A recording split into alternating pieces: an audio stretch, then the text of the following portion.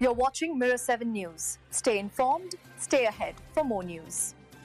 The Australian share market has opened lower today, reflecting a broad-based sell-off that has been largely influenced by global developments and local corporate news. The benchmark S&P ASX 200 index is currently down by 48.5 points, or 0.5%, sitting at 8,909.80 as of mid-morning AEST. 8 out of the 11 sectors are trading in the red, with technology and energy leading the losses. Market analysts are pointing to escalating trade tensions between the United States and China as a major factor weighing on investor sentiment. U.S. President Donald Trump has announced new tariffs on Chinese goods, responding to what he described as extraordinarily aggressive export restrictions imposed by Beijing on rare earth minerals. China, in turn, has accused the U.S. of double standards and criticized the repeated threats of high tariffs, although it has stopped short of imposing new retaliatory measures for now. These developments have reignited concerns about the ongoing tit-for-tat trade war that has unsettled global markets in recent months.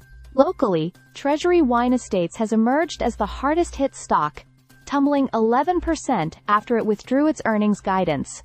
Investors reacted sharply to this announcement, signaling caution amid uncertain global conditions and shifting consumer demand.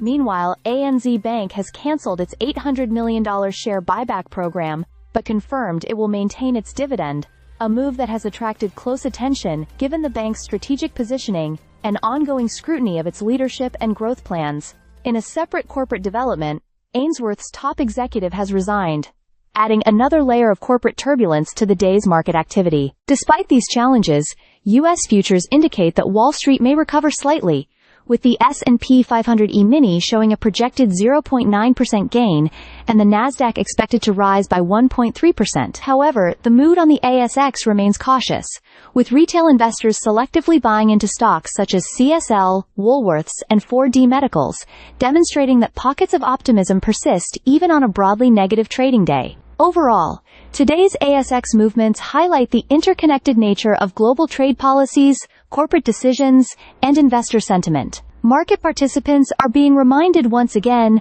of how sensitive the local market is to international developments, particularly tensions between the world's two largest economies, as well as to unexpected changes within major Australian companies. As the day unfolds, investors will be watching closely to see if any recovery emerges or if the negative momentum persists. Stay subscribed for more videos.